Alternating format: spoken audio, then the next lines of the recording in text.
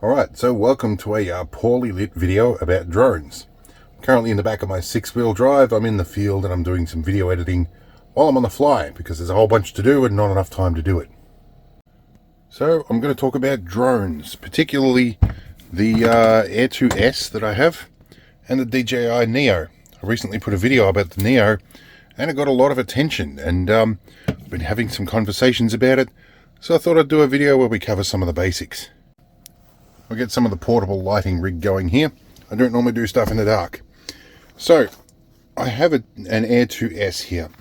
This is a nice drone, actually a very nice drone, that packs up very compact, and this is the second one that I've bought. The first one, crashed it into a tree, knackered the gimbal, fixed it, sold it on to a mate who knew full well about it, and bought this one at a bargain price from JB Hi-Fi. When I bought the care refresh and everything like that, which you've only got 48 hours to do with a DJI drone, I realized that the cost of replacement is about the same as just buying a whole new kit anyway. So next time I probably won't invest in that. But let's go over the pros and cons between these two drones. So this guy is wonderful, does a lot of stuff, has great range, has a very good camera. It is also kind of like last year's model. You can put a range of different filters on it. I put an ND filter on here that I glued a circular polarizer to the front of. Later on, I find you can get combined ND PL filters for it. They cost the earth. This only cost me about 30 bucks to do that. And I have the rest of the kit here. And I also have the factory kit here as well, which is just a set of ND filters. The reason that's important for this drone: doesn't have adjustable exposure or aperture. You can't change that, so ND filters are very much a necessary thing, especially in the Aussie sun. Next pro about this, you see all these little extra little eyes on it. These are proximity sensing, and it's got a little LiDAR sensor under there as well. It's got a landing light. Very versatile, has lots of proximity sensing. A con to this: no proximity sensing on the side. So if you have this doing the auto track and the following, which is really good stuff, and you track sideways, it can smack into a tree. Probably the 2 times I've crashed it in 3 and a bit years, or the first one at least, was tracking sideways. Other than that, it's been an exceptionally good drone.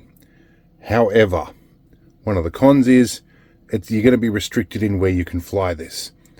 Where I live, you've got to fly it within visual range of no more than 120 meters. It's capable of way more than that. So 120 meters is altitude, just for clarification. If you can see it at 1 kilometer, if it's in visual range, you can easily fly it out that far. But being grey on a blue sky, it's pretty hard to see. So a lot of times when I film this, I need multiple spotters, or I need to do it in several sections and join that video together to make it look like I've done a long shot. I do occasionally get a bit of criticism by people going, "Oh, you flew it over people," or "You flew it further than you visually could see it." I worked pretty hard to stay within the rules on that one. Now, both of these drones do come with a fly more combo. The fly more combo for this one has like extra props. It has 3 batteries, of which I've all got tucked away in here. This is an aftermarket Pelican case you can buy from Super Cheap Auto. It's the Tool Pro brand. They work really well. They've got a vent. They've got a little name tag thingy here I've covered up with blue tack. And everything sort of fits in here nicely. Definitely a must, because in traveling it gets bumped around a bit. That whole kit doesn't include the charger, which over the back here, hiding in that big jumble of cables in the messy end of the ambulance, there is all my charger and cables. And it needs a mains charger. You can buy a 12-volt adapter for it, and yeah, that can work. This is charged by USB-C.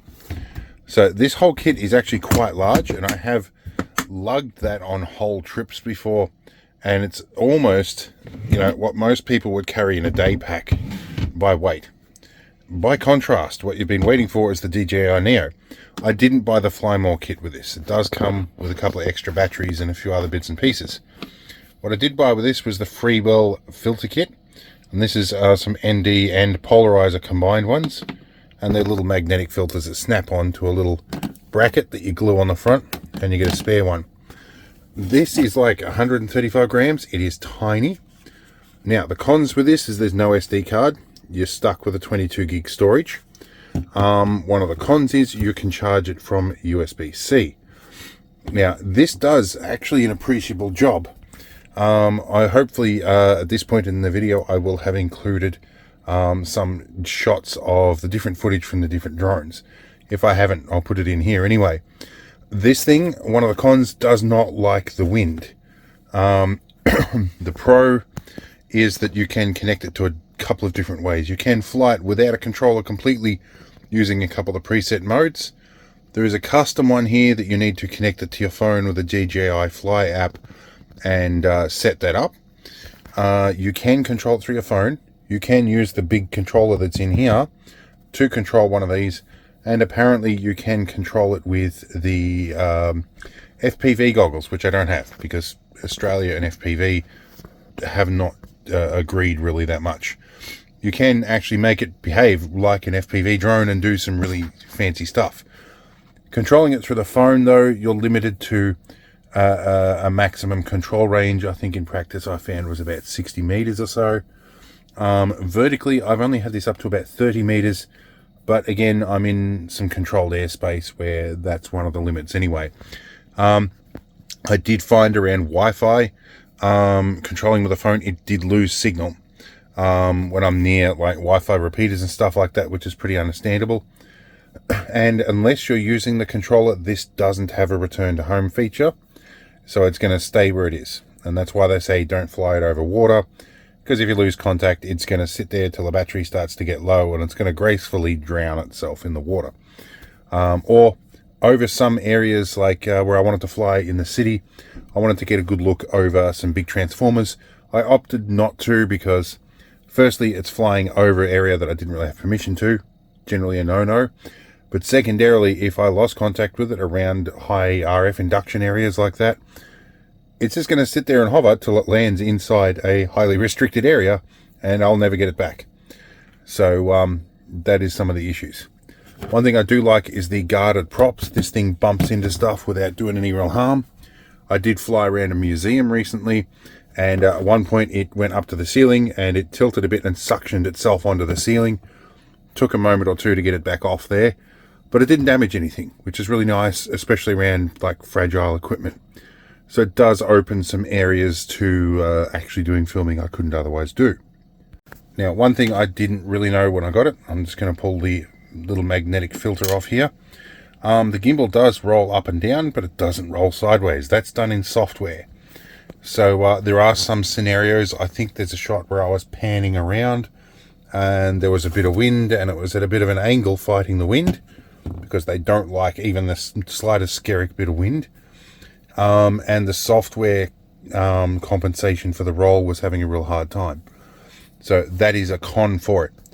But I have to say, for the portability of this little thing, I walk around with this little bag here. This is my shoulder bag I take just about everywhere.